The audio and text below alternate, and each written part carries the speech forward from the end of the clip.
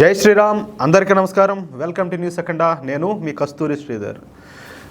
మన దేశానికి సంబంధించి అంటే బయట ఉన్నటువంటి శత్రువులు ఎవరు పాకిస్తాన్ కావచ్చు, లేకపోతే చైనా కావచ్చు, లేకపోతే పైకేమో నటిస్తూ లోపల మాత్రం భారతదేశం మీద కుట్రలు చేసేవాళ్ళు కావచ్చు, అలాగే అంతర్గతంగా అంటే మన భారతదేశంలో ఉంటూ ఇక్కడ తింటూ అన్ని ఇక్కడ సకల సదుపాయాలు అనుభవిస్తా కూడా ఈ దేశాన్ని సర్వనాశనం చేయాలా, లేకపోతే ఈ దేశంలో ఉన్నటువంటి మెజారిటీ ప్రజలను అయితే ఏదో ఒక రూపంగా వీళ్ళని అణగదొక్కేయాలని చెప్పేసి ఎంతమంది అయితే విశ్వ ప్రయత్నాలు చేస్తూ ఉన్నారో, అంటే ఇదంతా కూడా తీవ్రవాదమే అనమాట. వీళ్ళందరూ కూడా తీవ్రవాదులకే లెక్క, రాడికల్స్. ఈ తీవ్రవాదాన్ని తుదముట్టించేందుకు అసలు ఇప్పుడున్నటువంటి భారతీయ జనతా పార్టీ ప్రభుత్వం ఎలాంటి చర్యలు తీసుకుంటుంది, దీనికి సంబంధించి ఒక ఇంట్రెస్టింగ్ వార్తతోటి నేను మీ ముందుకు వచ్చిన. అమిత్ షా గారు మన దేశానికి హోమ్ మినిస్టర్గా ప్రమాణ స్వీకారం చేసిన దగ్గర నుంచి కొంతమంది అయితే మన వాళ్ళే ఆయన ఏం చేస్తున్నాడు, దేశంలో ఇన్ని దారుణాలు జరుగుతూ ఉన్నా కూడా చూస్తూ కూర్చున్నాడు, అలాగే వివిధ రాష్ట్రాల్లో పెరిగిపోతున్న రాడికలిజాన్ని అంతమొందించే కార్యక్రమాలు చేపట్టడం లేదని చెప్పి అమిత్ షా గారిని విమర్శిస్తూ ఉన్నారు. కానీ అక్కడ ఆ స్థానంలో కూర్చున్న వాళ్ళకే తెలుస్తుంది ఆ కష్టం అంటే ఏంటనేది. అదేందన్నట్టు గుడ్డు పెట్టే కోడి తెలుస్తుంది అన్నట్టు ఆడ కూర్చున్న వాళ్ళు తెలుస్తుంది. ఏంటంటే మొఘలాయిలు వినారు, బ్రిటిషర్లు వినారు, తర్వాత వచ్చి వాళ్ళ జేజినాయన మాదిర వాళ్ళ తలలో దూరిపోయి కాంగ్రెస్ పార్టీ వచ్చింది. ఎవరు? ఈ ఫేక్ గాంధీల ఫ్యామిలీ వచ్చింది. మొత్తం మన చరిత్రని వక్రీకించి రాసేసినారు.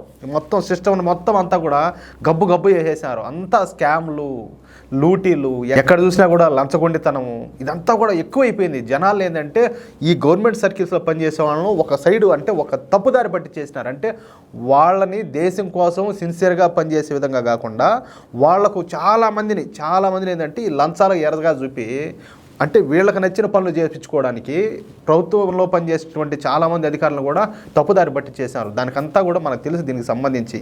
అట్లాగే ఈ పాకిస్తాన్ మీద ఉన్నటువంటి ప్రేమ, చైనా మీద ఉన్నటువంటి ప్రేమ, ఒకవైపున మన దేశం మీద ఉన్నటువంటి ద్వేషం, అంటే దీంట్లో ఎవరు అవునన్నా కాదన్నా కూడా కొన్ని వాస్తవాలు కూడా ఉన్నాయి. అంటే మా కుటుంబ సభ్యుల్ని ఈ దేశానికి సంబంధించిన వాళ్ళు ఇలా అంతమొందించారని చెప్పేసి దానికి ఆ కుట్ర కూడా ఉంటుంది వాళ్ళకు ఖచ్చితంగా. అదైతే దాంట్లో అనుమానం ఏం లే.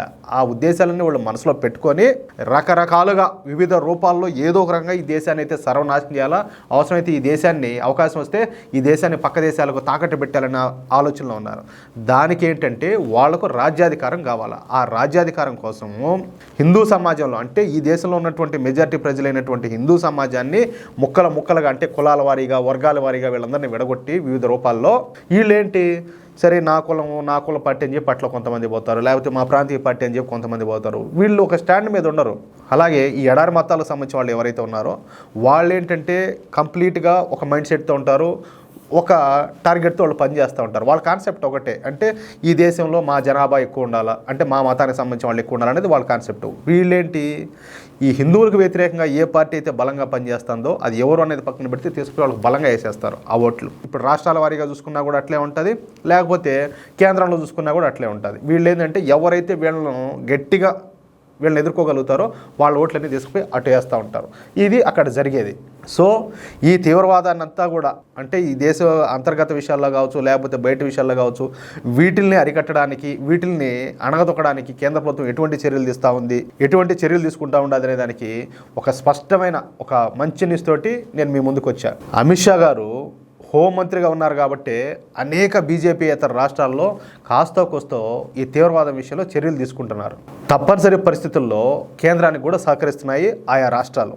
అంతేకాకుండా అమిత్ షా గారు హోంమంత్రిగా పదవి స్వీకారం చేసిన దగ్గర నుంచి ఈ మత మార్పిడి చేసే అనేక మిషనరీలు ఈ ఎన్జిఓల లైసెన్స్లు కూడా క్యాన్సిల్ చేశారు. దాని గురించి మనకు అందరికీ బాగా తెలుసు. ఈ విషయంలో నేరుగా అమెరికా, యూరోప్ దేశాల నుండి తీవ్ర ఒత్తిడి ఉన్నప్పటికీ కూడా అమిత్ షా ఆయా మిషనరీలు, ఎన్జిఓల ఈ ఎఫ్సిఆర్ఏ లైసెన్స్ అంటారు కదా, వాటిలన్నింటినీ కూడా రద్దు చేసి విదేశీ నిధులు భారత్కు రాకుండా అడ్డుకున్నారు. మీకు అర్థమవుతుందా? ఆ నిధులే కనుక మన దేశానికి వచ్చాయంటే ఇక ఈ మత మార్పిడి చేసే వాళ్ళకు ఇంకా పట్టణ పగ్గాలు ఉండవు, చేతి నిండా డబ్బులు ఉంటుంది, ఇంకా వాళ్ళ ఇష్టారాజ్యం. మనం ఎంతమందిని చూడట్లా, ఎన్ని చోట్ల చూడట్లా. ఇకపోతే పిఎఫ్ఐ అంటే పాపులర్ ఫ్రంట్ ఆఫ్ ఇండియా, ఇదొక ఇస్లామిక్ తీవ్రవాద సంస్థ. ఈ పిఎఫ్ఐ దేశమంతా పాకిపోయింది.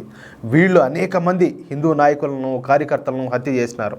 అయినప్పటికీ ఈ పిఎఫ్ఐ విషయంలో చర్యలు తీసుకోవాల్సిన కేరళ వంటి రాష్ట్రాలు వెనకంజ చేసినప్పటికీ దేశంలోని ఈ పిఎఫ్ఐకు చెందిన స్థావరాలన్నింటిపై ఏకకాలంలో దాడులు చేసి దాదాపు 300 మంది పిఎఫ్ఐ తీవ్రవాదులను అరెస్ట్ చేసి పిఎఫ్ఐను నిషేధించేలా చేసినారు. అలాగే జమ్మూ కాశ్మీర్లో శాంతి భద్రతలు నెలకొనేలా చర్యలు చేపట్టినారు.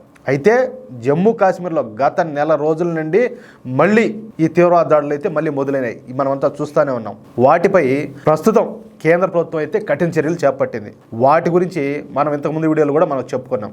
ఇంకా అసలు విషయానికి వద్దాం.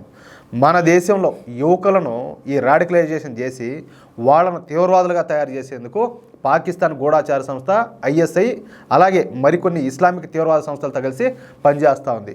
ఇందుకోసం ఈ ఐఎస్ఐ సోషల్ మీడియాను వివిధ రకాల యాప్లను ఉపయోగిస్తూ ఉంటుంది. ఏది వీళ్ళందరినీ కూడా కాంటాక్ట్ అయ్యేదానికి.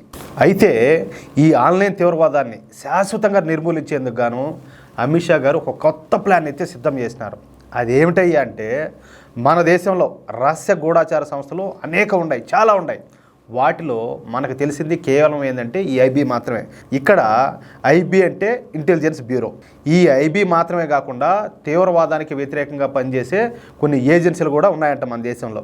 ఇప్పుడు ఆ ఏజెన్సీలన్నింటితో కలిపి ఒక మెగా మల్టీ ఏజెన్సీ సెంటర్ను అమిత్ షా గారు అయితే ప్రారంభించినారు. ఈ మల్టీ ఏజెన్సీ సెంటర్లో అనేక కేంద్ర ఏజెన్సీలు, వివిధ రాష్ట్ర ప్రభుత్వాలకు సంబంధించిన ఏజెన్సీలు కలిసి పనిచేస్తాయి. ఇక్కడ ముఖ్యంగా ఆన్లైన్లో తీవ్రవాదానికి అడ్డుకట్ట వేసేందుకు బిగ్ డాటాను, అలాగే ఆర్టిఫిషియల్ ఇంటెలిజెన్సు, అలాగే ఇంటెలిజెన్స్ అనలిస్టులు, మెషిన్ లెర్నింగ్ అనలిస్టులతో ఒక పెద్ద టీంని అయితే ఇక్కడ ఏర్పాటు చేస్తూ ఉన్నారు. అంటే అమెరికా తరహాలో భారత్లో కూడా ఒక పెద్ద ఆన్లైన్ ఇంటెలిజెన్స్ వ్యవస్థను ఏర్పాటు చేస్తున్నారన్నమాట.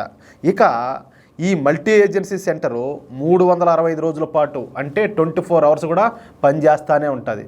భారత్లో తీవ్రవాదులను తయారు చేయడానికి ఉపయోగించే యాప్లను, సైట్లను, అలాగే ఇతర మార్గాలను గుర్తించి మన మల్టీ ఏజెన్సీ సెంటర్ అయితే వాళ్ళందరినీ కూడా అడ్డుకుంటుంది. అంతేకాకుండా మన దేశంలో తీవ్రవాదాన్ని పెంచి పోషించడానికి కారణమవుతున్నటువంటి కొందరు మత పెద్దలను గుర్తించి వాళ్ళపై వెంటనే కఠిన చర్యలు తీసుకుంటారు.